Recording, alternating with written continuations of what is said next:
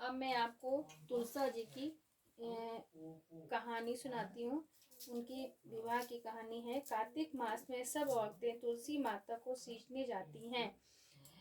सब तो सींच कर आती हैं, परंतु एक बुढ़िया आती है और कहती है कि हे तुलसी माता, सत की दाता, मैं तेरा बिरवा सींचती हूँ। मुझे पीले रंग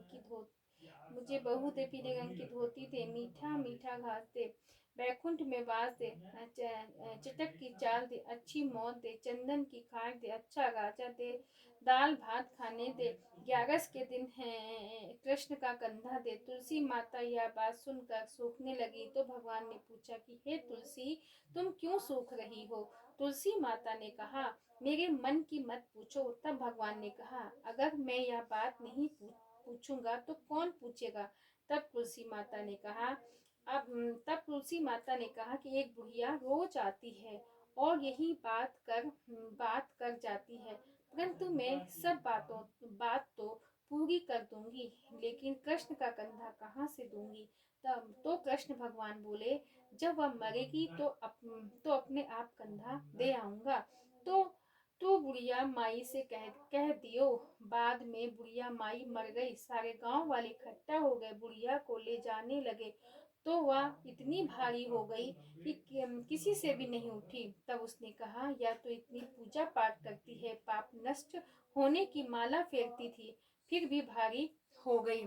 बूढ़े ब्राह्मण के वेश में भगवान आए और सबसे पूछा कि यह कैसी भीड़ है। तब आदमी बोले कि यह बुढ़िया मर गई है, पापड़नी थी, इसीलिए किसी से नहीं उठती। तो भगवान ने कहा, मैं मैं मेरे मेरे को एक बात कान में कहने दो तो उठ जाएगी। तो भगवान के कान के पास जाकर कहा कि बुढ़िया माई, मन मन की निकाल ले, पीताम्बर की धोती ले, मीठा मीठा ग्रास ले, बैकुंठ का वास ले, चटक की चाल ले, चंदन की काट ले, झालर की झनका ले, दाल भात को जीभ और कृष्ण का कंधा ले। यह बात सुनकर बुढ़िया माई हल्की हो गई। भगवान जी अपने कंधों पर ले गए।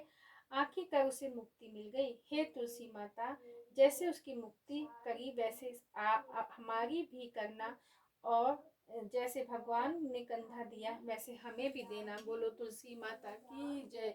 जय तुलसी माता की, विष्णु भगवान की जय। जय तुलसी माता की जय हो।